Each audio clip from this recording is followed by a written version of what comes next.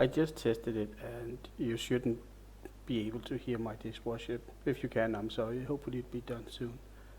So hey, it's been a while now.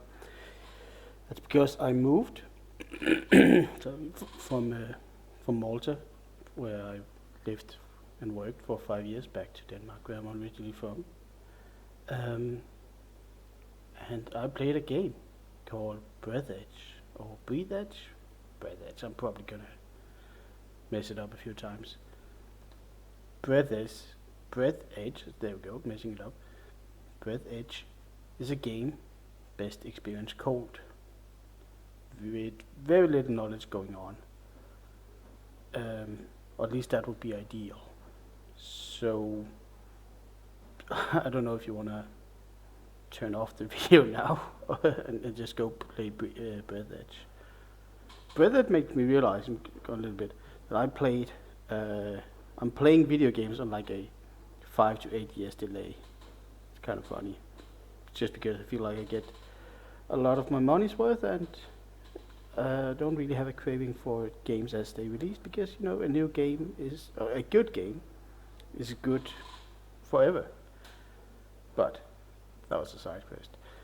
So I'll try to talk a bit about Breathedge until I will then talk about it in a lot that I would recommend not going to, but I totally understand. I do the same when I'm looking up games. I want to be sure.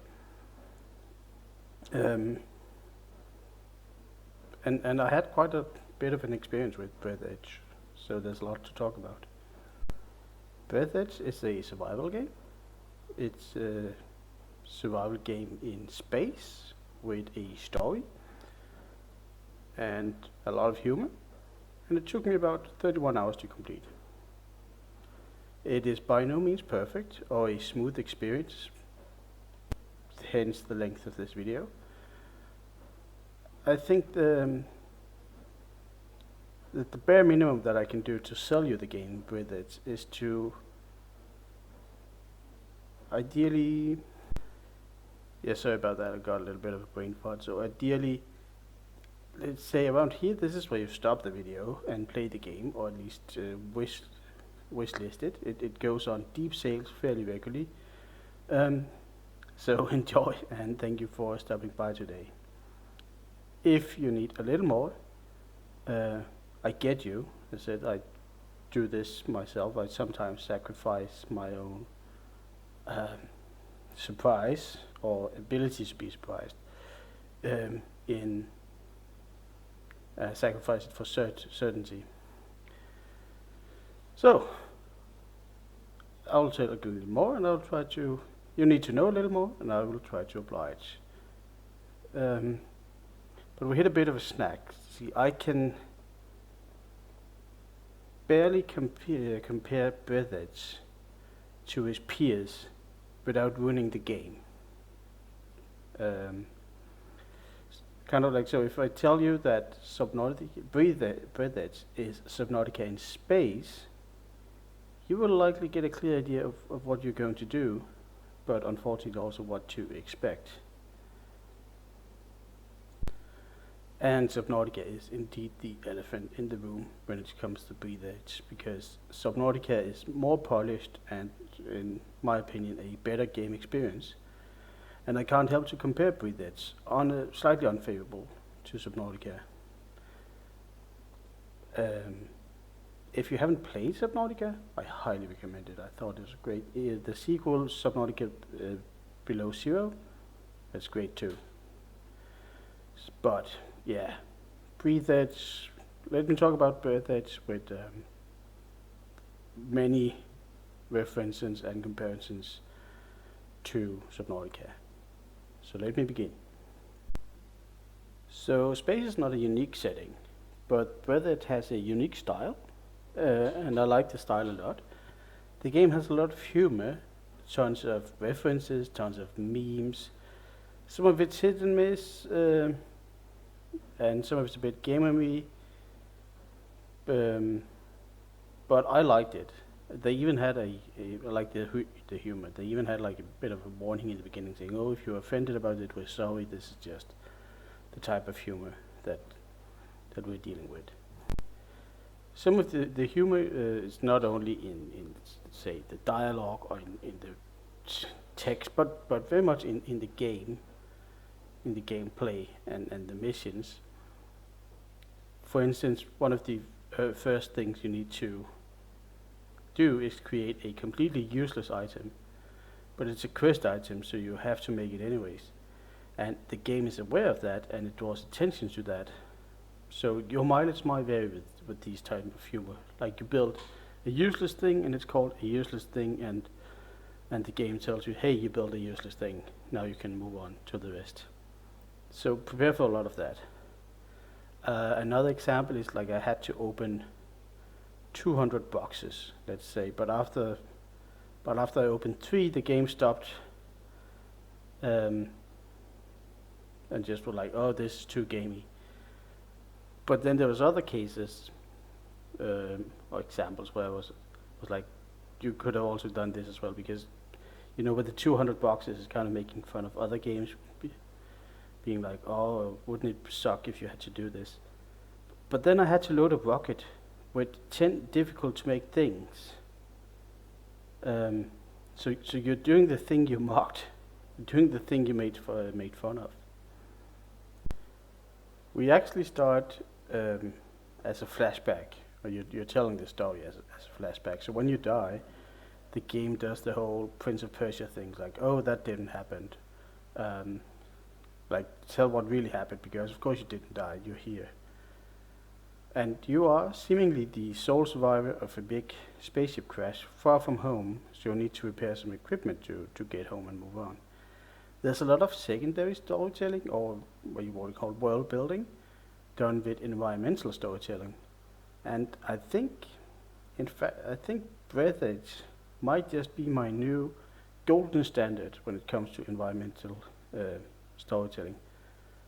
A lot of it has a sense of humor, is humoristic, like there's an astronaut that died handcuffed to a bed with a condom over his helmet, or another astronaut that died while on the toilet. That's just, this is what you're in for. But Breathedge also made some sad and tragic storytelling, and at some point it actually got downright eerie and scary. Like I was feeling uncomfortable or nervous in that soma kind of way. And I was pretty impressed that the game managed to pull this off. The story is told over 6 chapters, or more precisely, it's 3 acts. And the 3rd act is quite a departure from the beginning of the game. And this is also where the story comes to a climax. And I think that's all I'll tell about the story until the very end of this video. Most of what you will do in Breathedge is to go out into space, gather materials, and then you use that material in various ways to improve your survival chances and ability to traverse the deadly void of space.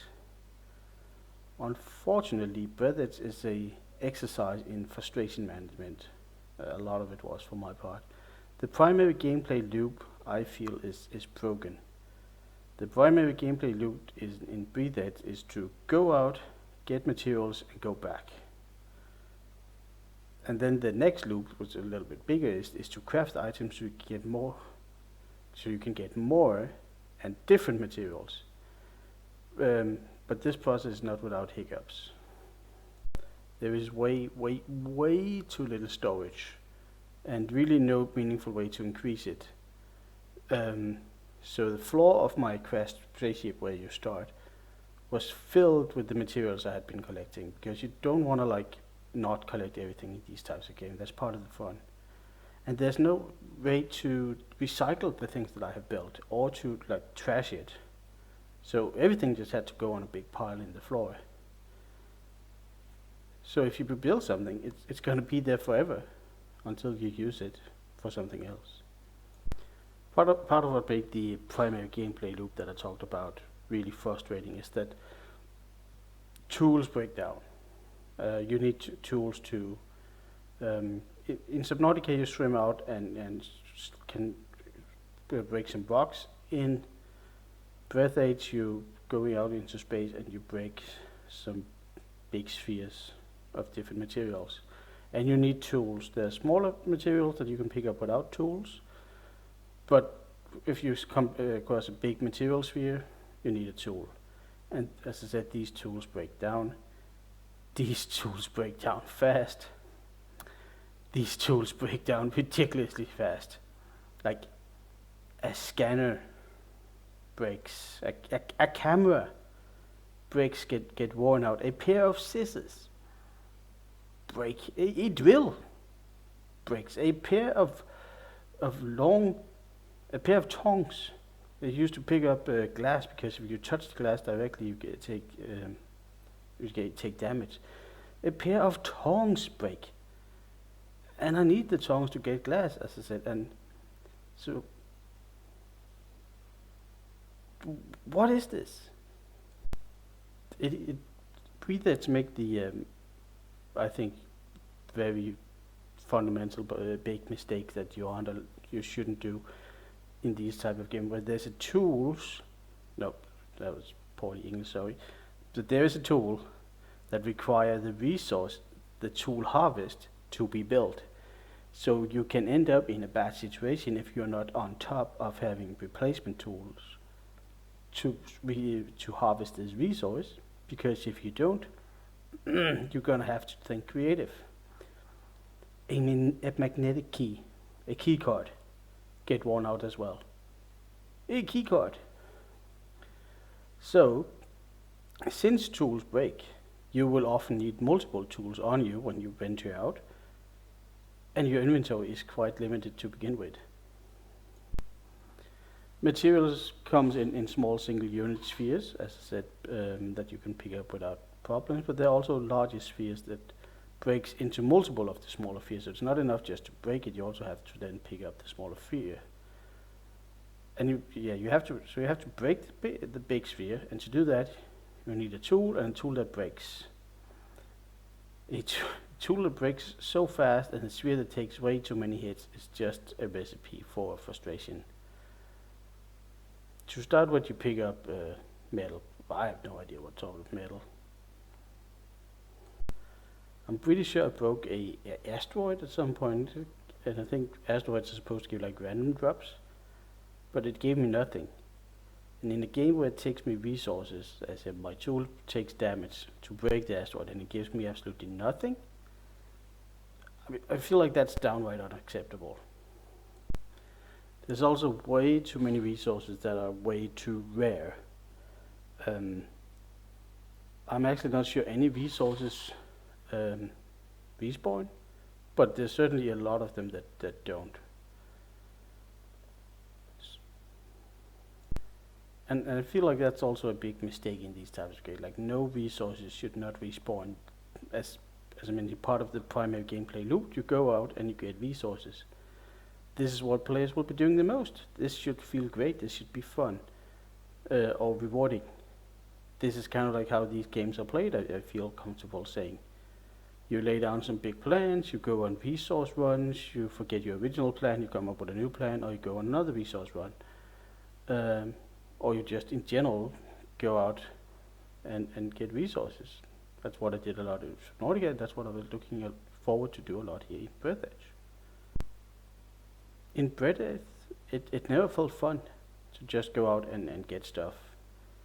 And some of the resource placement just looked half-assed, let's say, like square in the middle of a big flat surface, and you're like, oh, okay, there's some resource over there. Because of the very few resources that spawn, and I still don't know if there was any, but because of that, there is a genuine risk of getting stuck with no fuel and no air, and you'll die. There was one resource I particularly remember being frustrated, that is rare and don't respawn. I can tell you that for sure because I tried. It's used to make heat packs. Sorry, health packs. I'm getting lost here. I feel like that's a big mistake in the game design, because now the designers sort of dictate how much damage I take, because this resource that builds health packs is not infinite. So I could rely on the bed, you can sleep on the bed to regain health. That was a lot better, but you switch location in the game, and the second location didn't have a bed. So I had no way to regain health for free, let's say. So I have to use this rare resource if ever I was in danger of dying. It's very frustrating. I don't think you should make a game like this.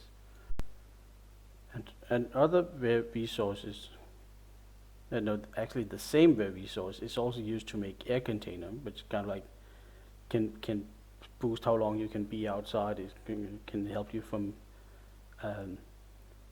not suffocating. But since this is also a resource that doesn't respawn, the designer has dictated, even if not willingly, have dictated how effective I need to be with my air. And I don't think that's nice. I think these games you should be able to like build up your character yourself in your own pace. It's not fun to have to be forced out like this. I really wish they made it different. And of course the same rare resource is used in a tool. The tools that breaks ridiculously fast. So you will have a constant need for this resource.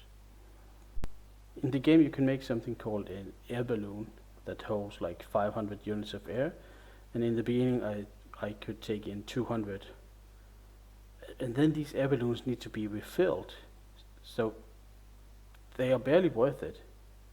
I think to make them worth, they should be permanent or auto refill or slowly refill over time. Like if I want to fill space with air balloons just to play it extremely safe, that should be my choice. But again, I can't do that. There's really no way of getting to take air with you that is not cumbersome, and in general there's a lot of focus on being effective with your air. Like once you step out, you need to go something. You can't just, like in Subnautica, look around, then go get an idea, get your bearing, and then go to the surface, breathe, do that. You can't do that in Breathedge. I lost a lot of the humor, a lot of the joke, because it goes by like way too fast to get noticed, because I'm too busy being effective with my oxygen. I can't enjoy the funny astronauts that I mentioned, some of the death, and I can't enjoy the generally great environment because I'm too busy being effective with my air. I feel like another staple of this genre of game is that at some point the basics get taken care of, like things that were troublesome in the beginning gets rather mundane, and as you move on to focus on other things, getting other resources. Like in Subnautica, again I'm gonna mention Subnautica a lot, you should play it. In Subnautica, in the beginning you're really like hunger and thirst all the time, hunger, and then slowly you get some ways to solve that. You don't do that really here in Breathedge. At no point does the basic get taken care of. There's no such thing as like in Subnautica you have it's called a scanner room to help get basic resources fast. Like you can just say, okay, turning this on, it highlights where all the basic stuff is, and I can go out and get a bunch load really fast. No such thing in Breathedge. The thing that boggled me in Breathedge is that there's freezing danger in space. Like, to me that makes no sense. There's like some ice, let's call it ice, and if you get close to the ice you get a warning say, oh, you're getting cold. But I'm in space, I don't get it. So what happens is, as you get cold, you get your vision taken away. Your visor gets frosted up. And then you have to use alcohol to get it off, but you drink the alcohol. And when you drink the alcohol, even the first portion of alcohol you drink makes you see double. So that is not good. That's a Faustian deal, or Faustian, I suppose. This is just so basic. I feel like if you're gonna offer me something that helps but take something else away, I don't want it. It reminds me of the game, I think it was called HOB, where I could select different, power-ups or upgrades, what do you want to call it, where like you get 10% of this, but minus 10% of that. That's not a power-up, and in general, I won't tend to use these things because they just feel weird. Maybe that's a me thing, but I really don't like it. So in Breathedge, drinking alcohol so that I can see, but then getting double vision, to stop me from seeing what I was doing, but I had to scan and see because I had to be effective with my air. There was also heat threats as well. I don't know if that is real, but I doubt that you could have heat threats in space, like say a volcano or a rock of lava. You can say, oh, if you get too close to it, you'll burn. In space, I don't know. Some of the tools that you use will be outdated, but then they just take up space because you can't recycle, or you can't update the old one because you keep constantly making new ones. Whereas I will say it again, Subnautica, you updated the equipment you have, you upgrade it, you build to it. Like if you have a knife, and to get the next knife, you need some materials and the knife. That's not the case in Breathedge. So when your tools are no longer useful, they will just take up more of your precious space. I think Subnautica did it better, where it has a lot of tools that were then dependent on the electricity that could be replenished in different ways. Oh, I really hate when tools breaks in games. It makes no sense. I got stuck in geometry at some point in the game, and I had to die because I couldn't move. That seems like that shouldn't happen as well. There are multiple examples of white text on white background. That doesn't really make it easy. There's an object that kept turning on my radar, even though I went there and got the things I needed. It didn't really go away. I have found no way of setting up markers, which was unfortunate. Like, it'd be nice to set up your own markers. It's saying, oh, this is a spot for paint. So you kind of just have to remember that on your own. Also, there was a certain thing that I used a lot in Breathedge, but that I could never find. Like, it wasn't a resource, it was a tool. So I would use the tool, turn around, and then when I turned around, I couldn't find it because it didn't stand out. It was just, gray on a gray background. Whereas maybe it had some lights on or something. Could be more fun. The movement in space might be accurate, as in you kind of preserve your momentum a bit, but it wasn't fun. Like, often I would bump into my resources and then they would take off and I would have to chase them. And it's difficult to hit the door. And the door, if you're really close to it, it also pushes you to the side. And it takes a long time to open, actually, if you're in a hurry. Sometimes I was, running low on air. And getting the right angle on the door was more difficult than I think it should be. I know it doesn't make a lot of sense, but it can be nice when crafting use the resources you have in your storage. It's not realistic, but it really does a world of good for your gameplay, because then you don't have to remember recipes, or look up recipes, see what you need, and then go and try and find that in your storage, and then put it in your limited inventory, personal inventory, and then go craft the thing you wanted. Also, the crafting menu in Breathedge, it's a mess. There's way too much space for food and water, and things are separated into way too many sub-menus and weird categories. And building stuff, like actually when you prepare something, build this, it takes too long as well. There's a few things where I would get something but couldn't use it, and that on itself is not um, a bad thing, but you could design your game so I don't end up in those situations. Like when I got the building tools, let me build just even the basics of room. Don't arbitrarily stop me from building. And Breathedge stopped me because it said, "Oh, you're not allowed to build until you have this achievement."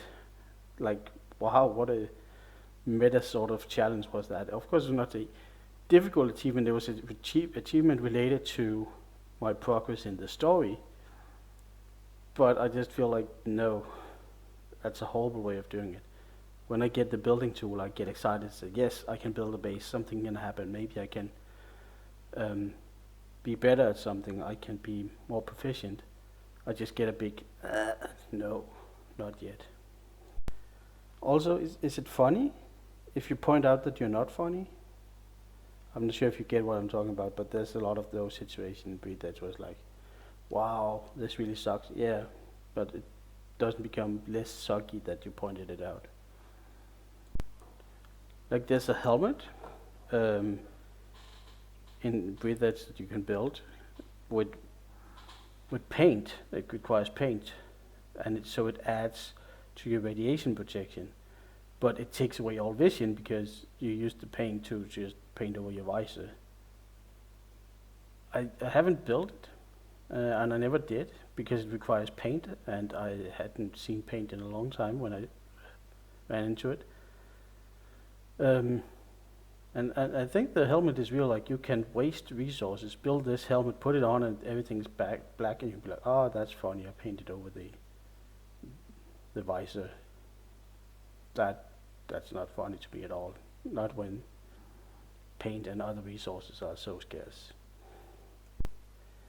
I feel like it's safe to say that every time I have to go on the internet to look up something about a game, like I did it for Graveyard Keeper, and I did it for Breathedge, and I did it sometimes for Subnautica too.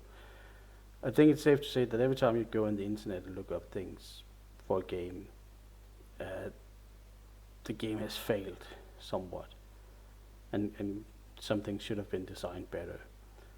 And I went on the internet for Breathedge multiple times.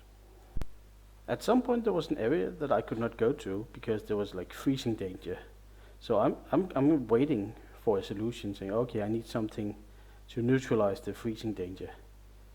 But that's not what I had to do.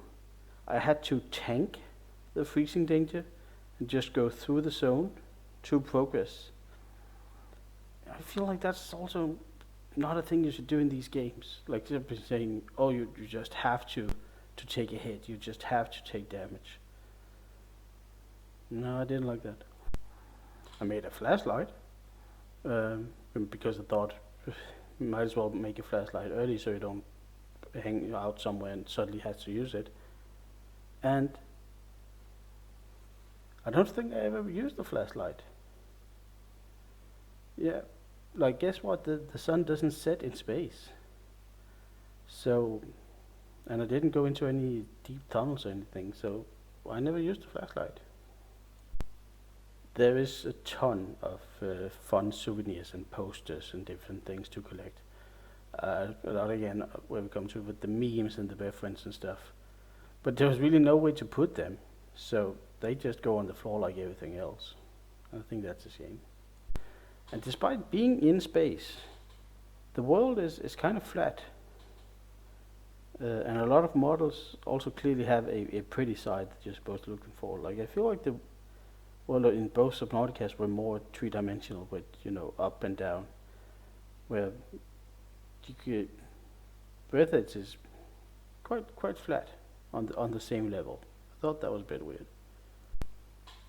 A lot of time during my playthrough of Breathedge, I felt like this was pre-early alpha because of the primary gameplay loop and other what I feel fundamental mechanics or aspect of a game of this genre was not in place. So it would be mean, but it felt like pre-alpha at some point. That was just when the frustrating kept piling up. The music is absolutely amazing. And the game does look good when you're just floating in space and chasing balls. Yeah, I know what I said. That is Breathedge at the strongest, and the action is great. It does have those moments of greatness. Like, we can have a whole discussion about saying, oh, what is good for narrative, what is good for gameplay, what is good for immersion. But there are infinite air generators around the map, and those are just boxes on the walls. They don't even have like a pipe or a huge tank connected to them. It's just a box that generates air. So at some point they realized that the gameplay need to be prioritized, and they made you some breathing stations. So why can't I be able to build these boxes instead of having all of those balloons that end up being not very useful? That would have been nice. Again, give me the choice. If I want to absolutely ruin the map with air pockets, with boxes that give me air, let me do it. Let me be that turtle saved when I play my game.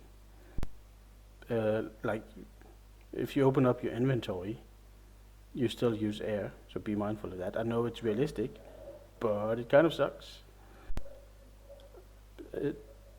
Games can do pretty much anything these days. I think we've really expanded on what a game could be and how they can play. And I'm thinking about the director in Left 4 Dead. Like, it's a long time since we discovered that having some sort of a fluent difficulty or something like that was a good idea. So a game like Breathedge has no excuse to know that I'm short of a certain resource, certain material, and then give me that a little more to avoid frustration, so to avoid me having to sacrifice fuel or air to go and hunt and then not be successful. I think I did mention that Breathedge has amazing environmental storytelling, but I'll just mention it again. Yes, we get to the part where I sum up the game a bit. The game does the thing I like, where it summarizes letters. Like, you could read a letter, and when you put it away, then you get a little summarize from your character or someone else. And that was nice. And it even summarizes the plot, like when you get near the end, because it could have been a while, and you have played it, in different, not different order, maybe somewhat different order, but also like this maybe had been a while since you played something plot related as you were growing your character. The game then summarized the plot near the ending. I found that was amazing. The game is also deep, and as I said, the game is quite long, or like 31 hours or something. And I feel like I don't even want to look. Has it been 20 minutes or something? Well, I feel like I've just complained about all the things that bothered me at Breathedge, because there was a lot, and it brought down the experience. And I've been looking forward to Breathedge for some time. As I said, like, I had this on a wish list for like 5 years, I think. I had this on a wish list for a while, and now it was 5 years old, and there was a sale, and I was like, yes, finally. So I had great expectations, and I've been complaining a lot about Breathedge. But I do owe it to you to say that you should go play the game. All of this that I said is still true, but it was, in the end, manageable. And the game has stayed with me. It's been a while since I played it. As I said, I moved and stuff, got a new job and everything. But the game has stayed with me for some time. Kept thinking about it. And it's because the game is bold. It has a very bold ending. Does something very brave. And I think you owe it to yourself to experience that. Like, there's clearly a story, there's clearly a narrative in this game. It's not Minecraft. There's a beginning, there's an ending, and the ending is quite different from games like this, or these types of games. Like, I haven't seen anything quite like it in Subnautica or any of the other types like this, that I played. And I think it's worth it. I think it's a worldwide experience to have. So, if you made it this far, thank you for listening. I'm back. Hopefully there'll be more regular videos. Maybe I'll even, uh, if I'm really lucky, get more than those 2 subscribers. Not that I don't appreciate whoever you are, but yeah, I'd like to be. I like to think that I reach people that some people find my, let's say, limited insight or my basic experience with games interesting. If there's a purpose to this video, it is to tell you that Breathedge is an experience that I'm very happy that I had, even though it was very frustrating. And I think you should have it too. As I said, put it on wishlist. It goes on sales often. And I think that's all I have for you today. Thank you for stopping by.